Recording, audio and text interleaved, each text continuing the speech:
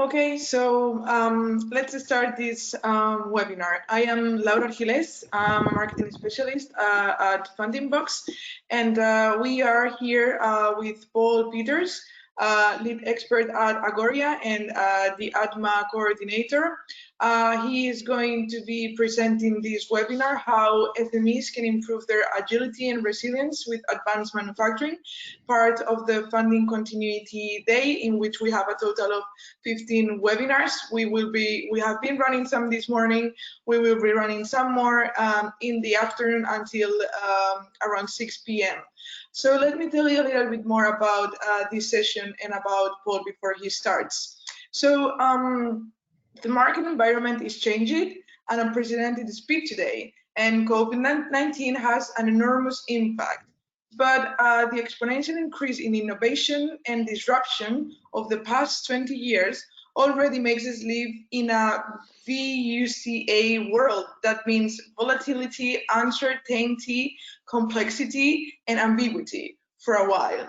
So this means that traditional companies have to reinvent the way they do business to be successful, to be more competitive. And how do they do that? Well, adopting digitisation, new technologies, lifecycle thinking, and human-centered organization methodologies. In this sense, we are going to introduce you the ADMA Manufacturing Support Center. The Advanced Manufacturing Support Center, that is ADMA. It's an EU-funded project that offers manufacturing SMEs a balanced, holistic methodology, introducing breakthrough thinking towards a factory of the future mindset. And by factory of the future, we mean manufacturing companies embracing Industry 4.0 opportunities by adopting advanced manufacturing solutions and social innovation strategies to become more competitive, sustainable, more productive, more modern in general. And the person who is going to be explaining you this ADMA methodology so SMEs are more resilient and agile is Paul Peters. Paul is a lead expert at Agoria, and he is also the coordinator of the ADMA project, where he has led the development of the European methodology for advanced manufacturing. He also, in the past, guided the transition of Belgian SME manufacturing plastic and aluminium manufacturing plastic and aluminium window frames toward a private equity ownership. Besides, he also worked 20 years at Philips. So now I leave you the floor, Paul, and you can start your presentation. Okay. You hear me, Laura? Mm-hmm. Yeah. Yes. Thank you very much for the introduction to the speech. You have been summarizing it quite well, so makes my life a bit easier now. And especially also moving to the next slide, which you have already explained quite well. You can see my screen, I assume. This is yes. a screen about Agoria. One slide on the company I'm working for now. Agoria is the Belgian Technology Federation.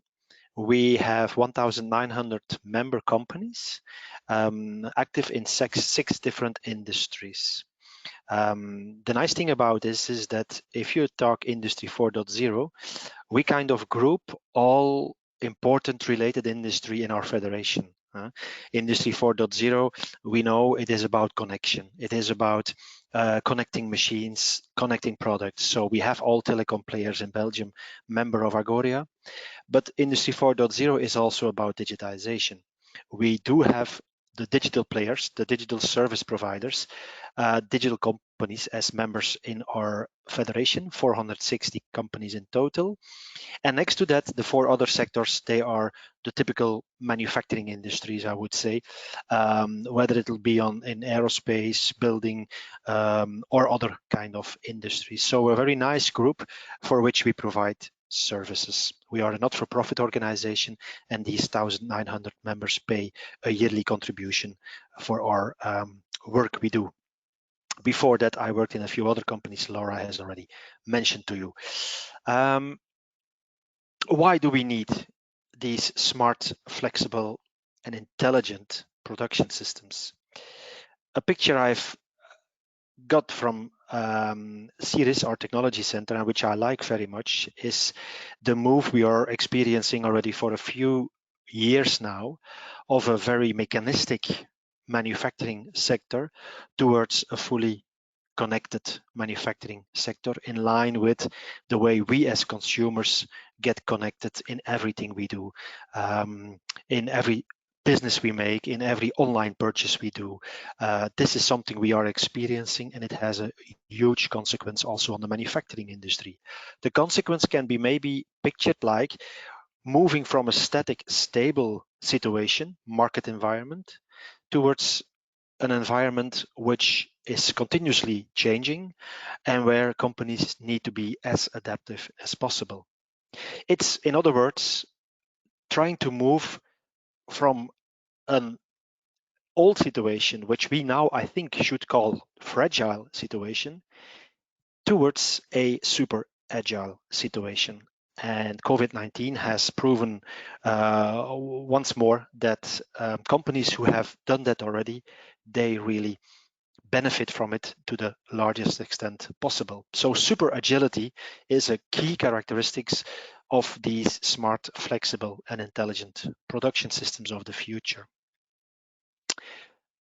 Maybe to put it a bit more in perspective, and we say always within the Belgian context, within the ADMA context, which is a European context, that these kind of factories can be called smart factories, should be called smart factories, because they make intelligent use of both people's capabilities and technology in order to become flexible and agile.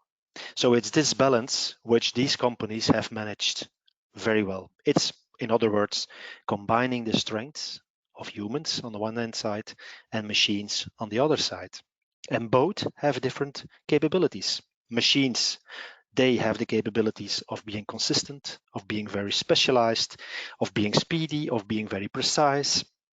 Humans have capabilities like empathy, dexterity, problem-solving capabilities, creativity. And it's a kind of a yin-yang effect, a yin-yang balance, which these companies have implemented and which enables them to become flexible and agile. It's actually moving from, or kind of balancing, not moving from, it's balancing efficiency-driven capabilities with complexity-driven capabilities, where the complexity-driven capabilities become more and more apparent ever since, let's say, the year 2000. It really had an upsurge in complexity. Now, when a company wants to become smart, we should give them a real clear first message. Get your basics right first. Automating processes which are not okay doesn't help you anything. So please, for all these companies, the first step we implement is always, how are your basics? Are they okay? Are they digitizable? Are they automatable in a good way? And in the ADMA project, of which I will tell a little bit later in the presentation, a few characteristics, we first start with that. If we see that the basics are not right, then first some other steps need to be taken. Mainly simplifying and optimizing current processes of companies, whether it's about production, logistics, planning, or other departments.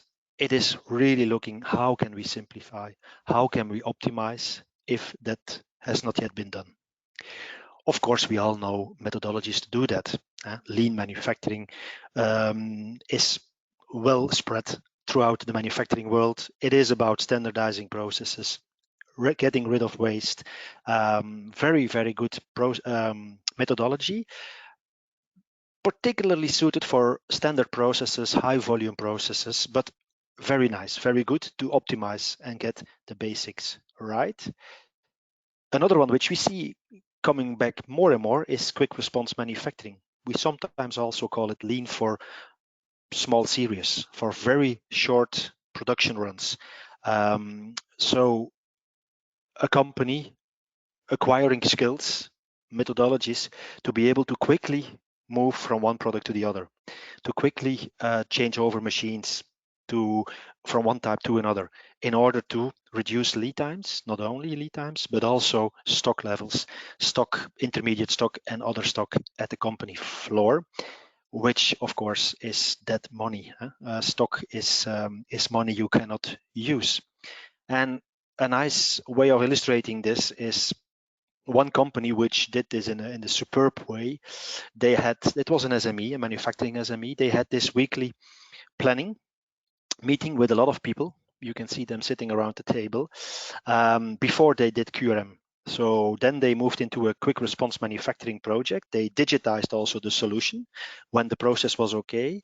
So people at the production floor, at the machines, could actually take over the planning themselves, being very much helped by this ICT system, which proposed some priorities for the worker to do, but the worker could also influence still the priority a bit, depending on what kind of materials were available or not at that certain moment in time. This company was quite successful in this project, and nowadays this table looks like this.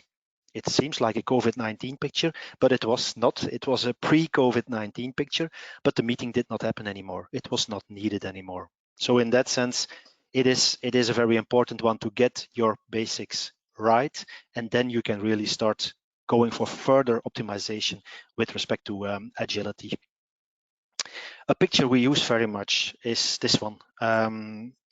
It's a picture which goes way back in time, beginning of the 20th century, where we had almost no VUCA impact. Laura just said what VUCA means. The volatility, uncertainty, complexity, and ambiguity was low. It was very stable.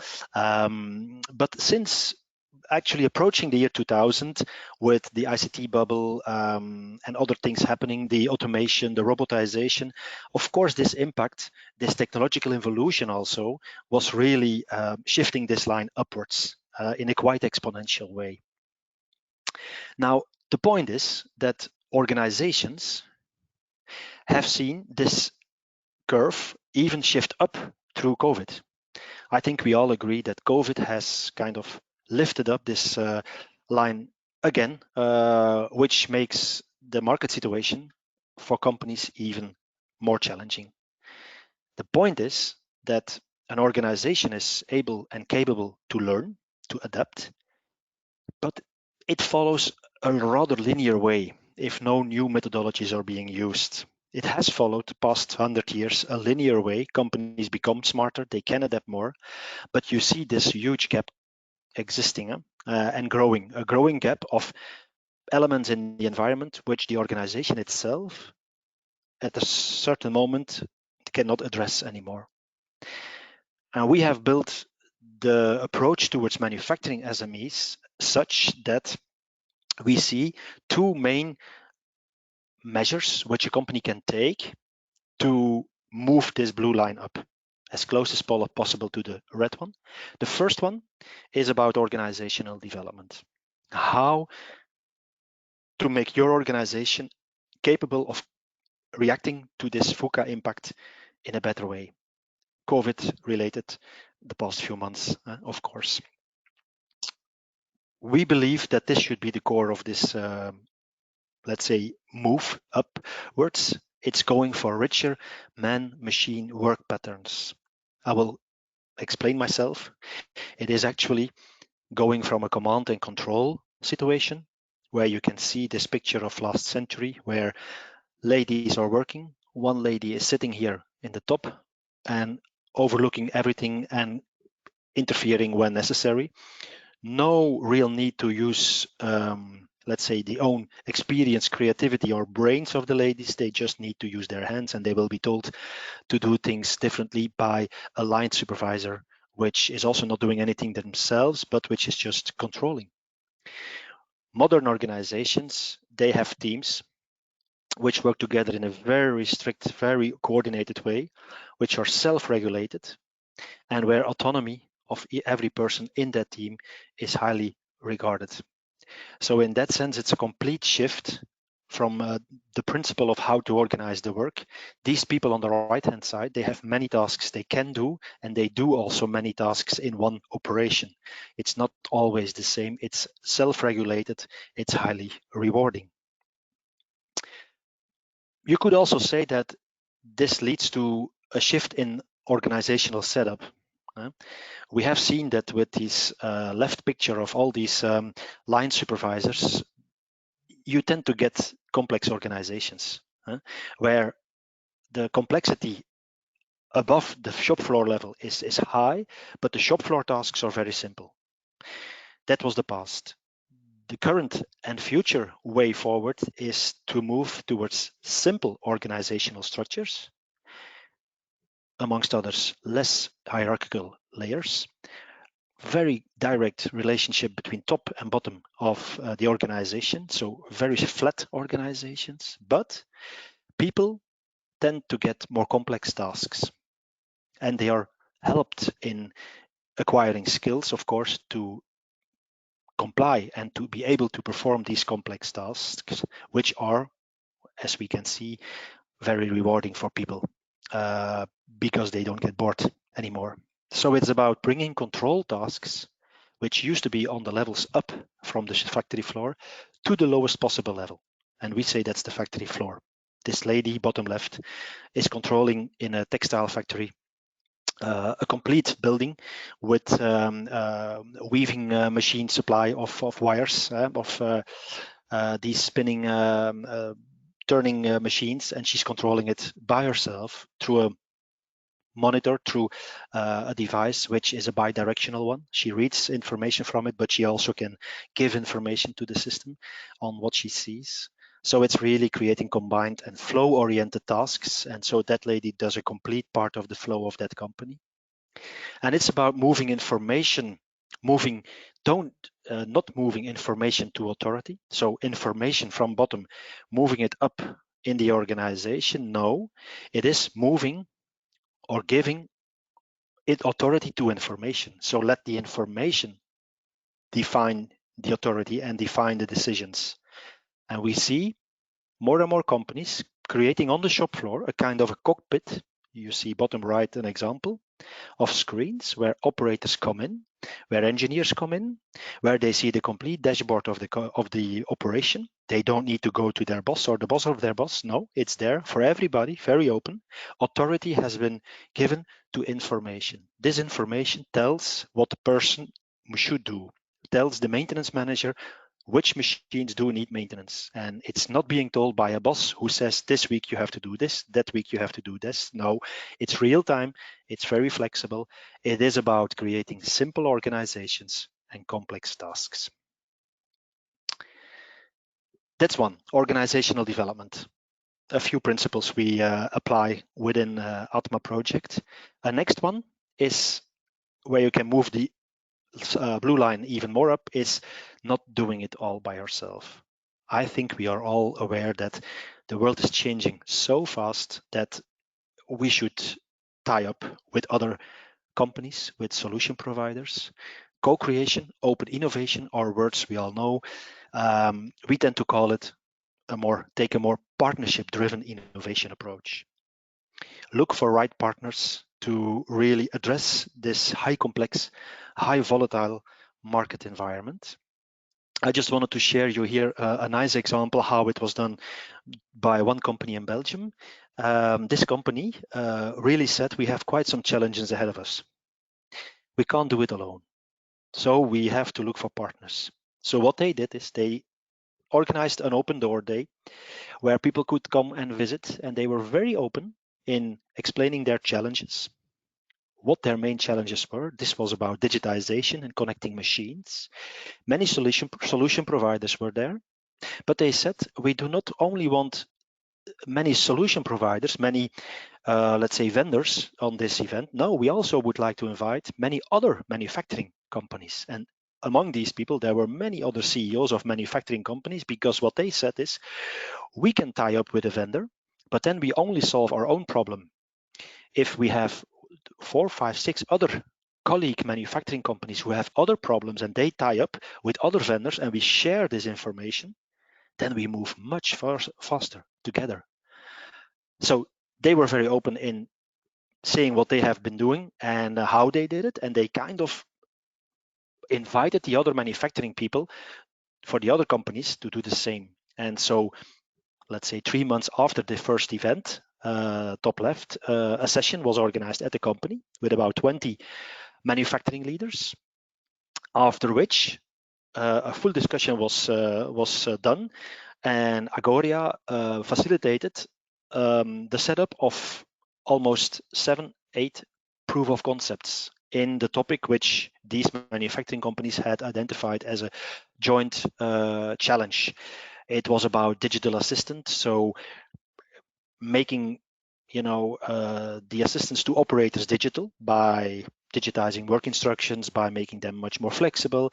It is in Dutch, don't bother, it's not about the details. There was a second chapter on digital representation. It was more about AI, connecting machines, getting the information from the machines.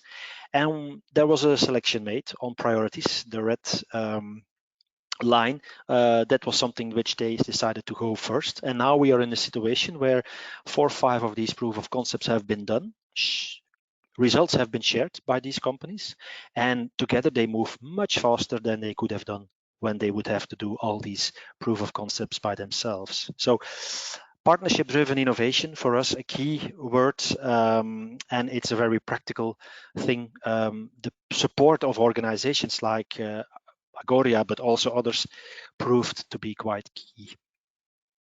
I want to finish by saying a few words on the ADMA approach. Laura has said this one already.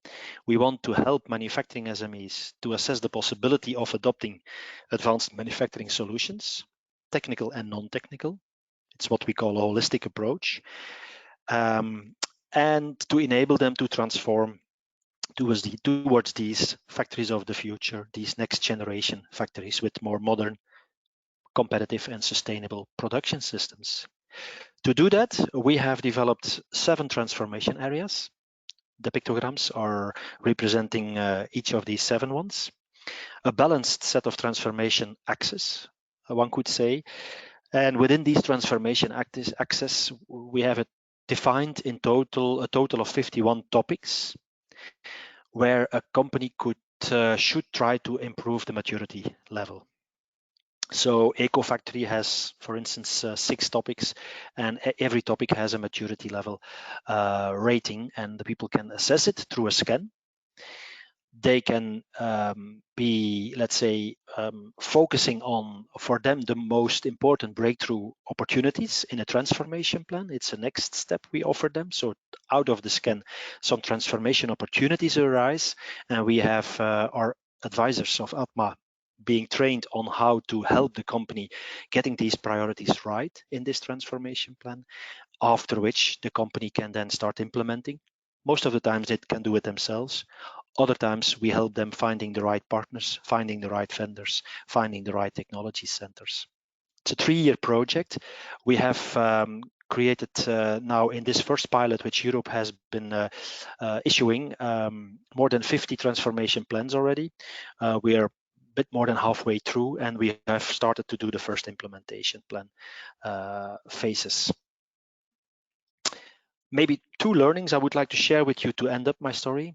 Learning 1 is that the company cases which we have developed till now are key to get SMEs into action, to get shareholders, employees also into an action, into a change mode. Our Polish advisor, Christoph, he had a meeting at the company, and he said, yes, these ADMA cases we have been developing, short movies of some nice testimonials and other factory of the future related cases, are very nice, but they should be as close as possible to the business of the typical SME I will be visiting. So that is a step we still have to take to make even more movies of very specific as possible sectors, so that everybody could really be inspired by many more examples in many more sectors. And the second learning, finally, is that it's not about doing it quickly, quick and dirty. No, it's about a project, a trajectory where the CEO himself takes ownership, which is not an easy thing.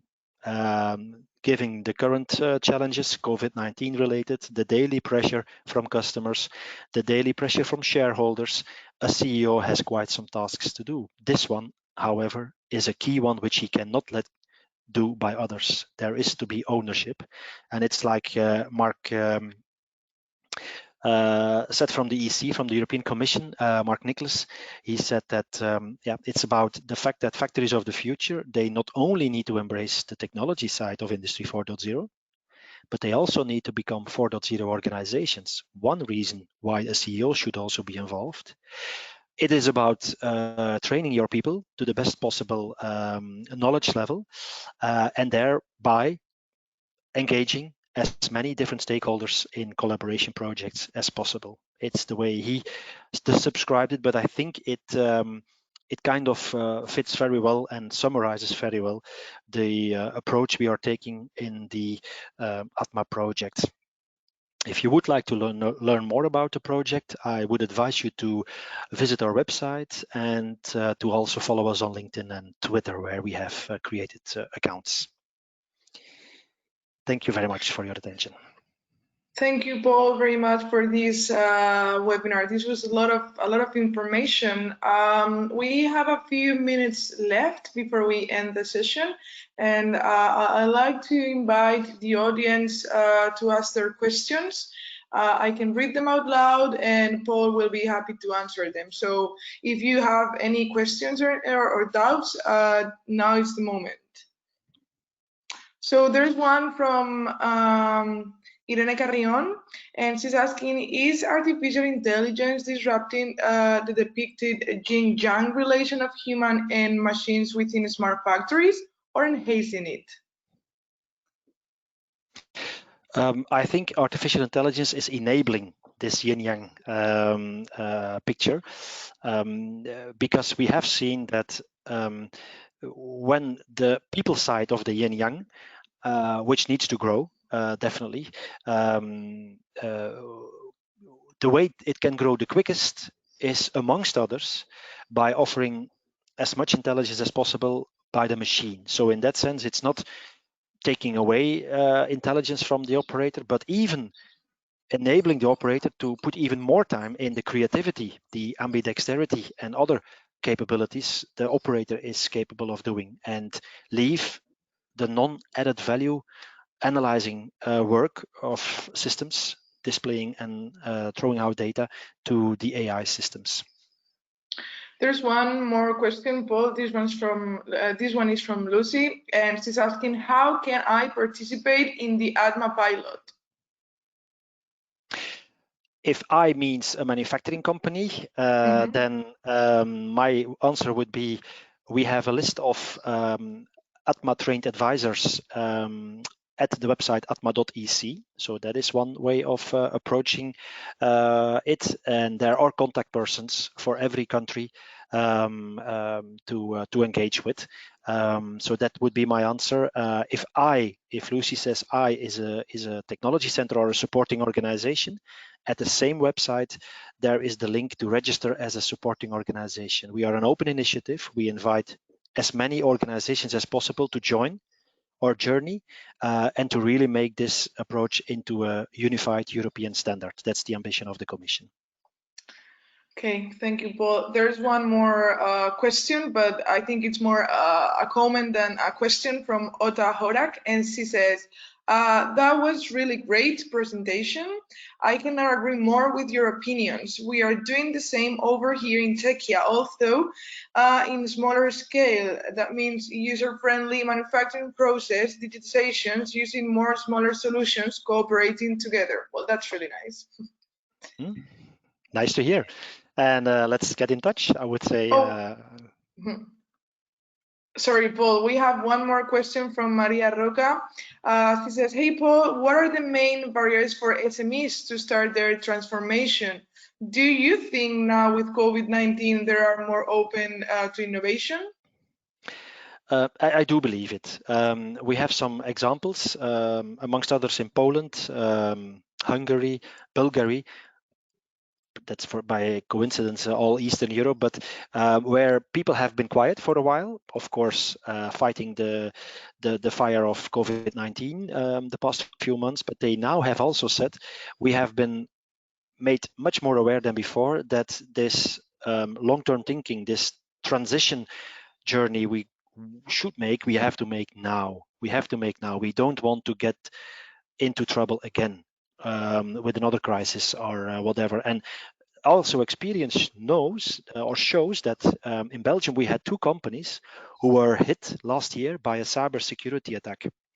They were manufacturing companies, so they had a whole crash action to be more safe, to be more secure, and they are kind of turned their organization into an agile way already by that incident.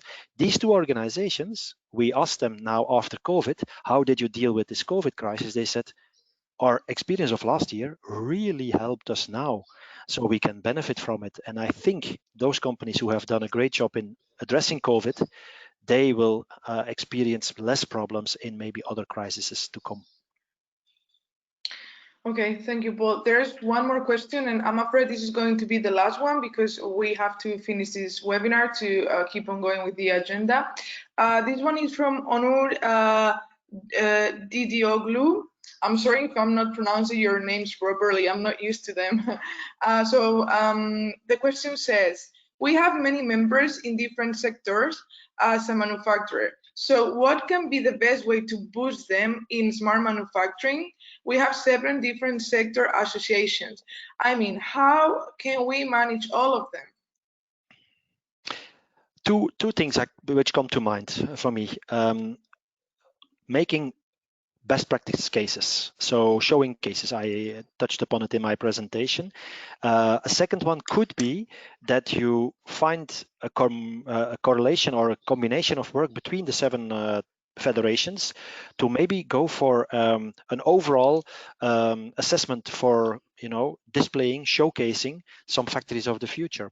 That's what we did in Belgium. We engaged 5-6 different sectors in this yearly Factory of the Future Award event, where we now see that it has really spurred the engagement of even many more SMEs, not only in these sectors which have joined our event, but also in other sectors. So best practices and a kind of a very visual competition award kind of thing. These would be my practical examples. Mm-hmm. Well, thank you very much, Paul, and thank you all for joining this webinar. Before finishing it, I'd like to invite you to the next one that is happening right now in 1 minute. It's about an automated and safe way to exchange small items during uncertain times. I've just shared here in the chat the link to the session, so you are welcome to join it. And thank you all for attending this webinar. I hope you enjoy it, and thank you, Paul, for your time and for this very nice presentation. It's a pleasure. Thank you. Thanks for organizing. Bye. Bye. Bye. Bye.